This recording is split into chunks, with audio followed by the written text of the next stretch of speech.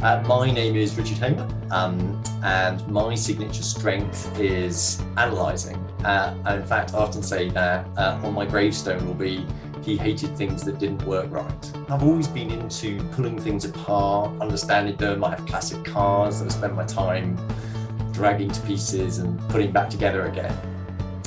And I suppose in my work life, it's been very much the same. So I tend to look with a very analytical mind at what I am set as tasks to do or the role I take up. And I try and pull things apart and understand how well they're working and how they could be even better. A recent piece of work I ended up doing was looking at why so much time was spent by supervisors in organising rotas and timesheets for staff in a very large social care organisation in Scotland. What I did was look at what people were doing and how people were using information, really analysing their sort of step-by-step process. And actually what became really clear was that actually these guys were doing the best they possibly could, but they were swamped by paperwork.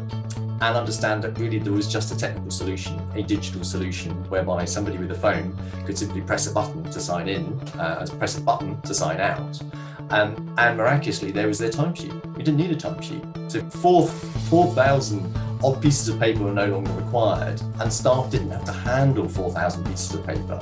So staff could actually focus on what they came into social care for, which was to look after people. For me, the analysing signature strength is just what I do. And actually, I suppose it's really helpful to put a name on it, to actually be able to say, this is what I do, and this is how I do it. It's not something I've learned, I've done a degree in it, I've not taken a course, it's just who I am. But being able to understand that exists and understand that, or how it might be perceived by other people, is really useful to me. I can see through my career, if I look back, where I've been able to use this signature strength, analysing really well, and also times when I've not thrived quite so well in a job, and I look at it now and I go, oh, well, there wasn't any analysing to do. It's a bit like when I used to have a flat that I rented, and it was fine, it was brilliant, but there was nothing to do in it.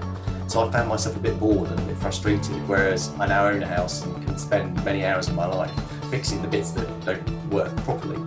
Or I have a classic car, I can spend my life fixing that rather than have a brand new car which has no problems. And it's a bit the same way in work.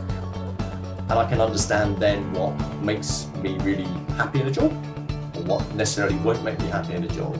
So it's better for thinking about where my career might go, what things I might enjoy doing, both in my personal life and in my working life.